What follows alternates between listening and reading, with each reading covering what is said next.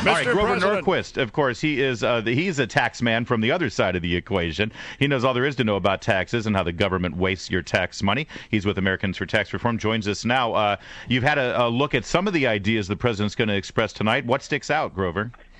$320 billion. Wow. In higher taxes. That's not a small number.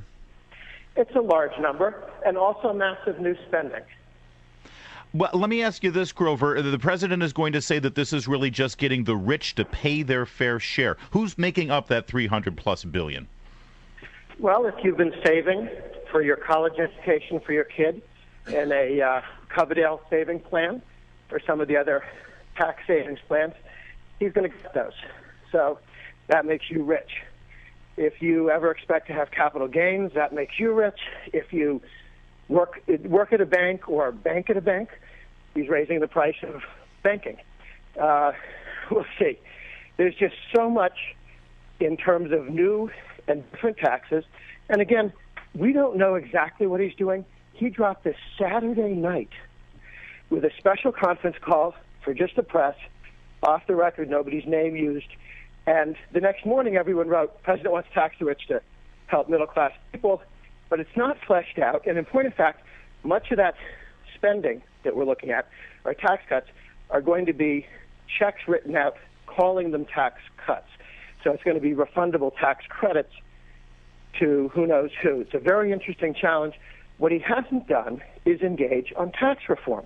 This is what everybody in the White House and the Democrats were saying that Obama always wanted to do. He wanted to bring our marginal tax rates down on businesses because they aren't competitive internationally. It's hurting us. It's causing those inversions where people move to Canada, move the company to Canada or Britain. He's not doing any of that. In fact, he's throwing so much complication and tax increases on the table, he's probably killed tax reform, even though he's been telling businessmen and women and Democrat senators and congressmen that he really, really, really wants to do this. So he's talking about tax increases that will never pass. The Republicans in the House and Senate are not going to pass them. He's decided to be a politician and a candidate, not a president, because he was a very good candidate, and he hasn't been quite as good managing the office. Well, one of the things that I see when I look at all of the proposals that you are sort of, and you're right, they've been coming out in dribs and drabs, and not the complete plan, just the little parts that sound good. But as we start to get a little meat on the bones and we look at it, this seems to me the overarching umbrella about all of these ideas, Grover, is the idea that we're going to go after people who have done the right things and have found maybe a modicum of success in life, and we're going to penalize them so then we can then take money from them and give it to other people who have not made good decisions with their lives. Yeah, he's promising a lot of money to targeted groups politically. Actually, it's not. He's promising money to subsidized industries that claim to help targeted groups, kind of like Solyndra got rich, even though you didn't get any actual energy out of the thing. He's offering a lot of money to his lobbyist friends here in D.C., to all the special interests, and he's hoping to get them excited. And again, remember, we know about as much about this tax plan as we did about Obamacare when he was talking about it. Yeah. He got elected on a series of nice-sounding promises. He won't raise taxes on middle-income people. There's 7 significant tax increases on middle-income Americans in Obamacare. If he wanted to help middle-income Americans, how about abolishing the Obamacare taxes that are most damaging to middle-income Americans? That'd be a good start. Well, yeah, at the very least, Grover. Well, listen, Joni Ernst is giving the Republican response, a brand new senator, only been in the job for a couple of weeks now. What do you expect to hear from her, hope to hear from her? And also, what are you hoping to see over the next several months as the Republican leadership pushes back against Barack Obama's plans? The first thing I hope to see, and I would really like to see it today, is a vote in the House and the Senate on the president's plan as he described it.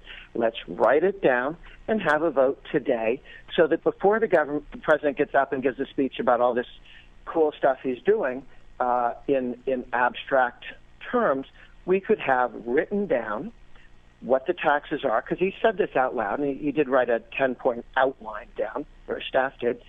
Let's have a vote yes or no, because I think it'd be very helpful to have Hillary Clinton say aye or nay on the entire plan, to have the Democrats in the House and Senate who are trying to run for re-election in 2016, 18, and 20 to tell the American people now whether they think this is political hogwash and they vote no and bad for the economy, or they like it. That would be good to know, too.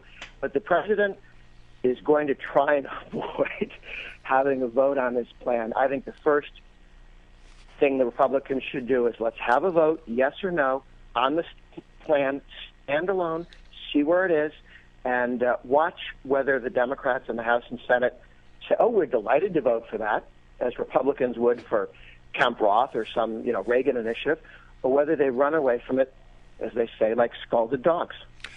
Just very quickly, I mean, like 15 seconds. This 529 plan that he has to tax the 529 contributions, that's getting to get a lot of people upset. It's a tax directly on middle-income people trying to save for their college education, as is the tax increases he puts on the Coverdale Health college savings accounts as well. All right. It's in more than one case. We're going to have to leave it right there. Thanks, Grover. Thanks so much, Grover Norquist.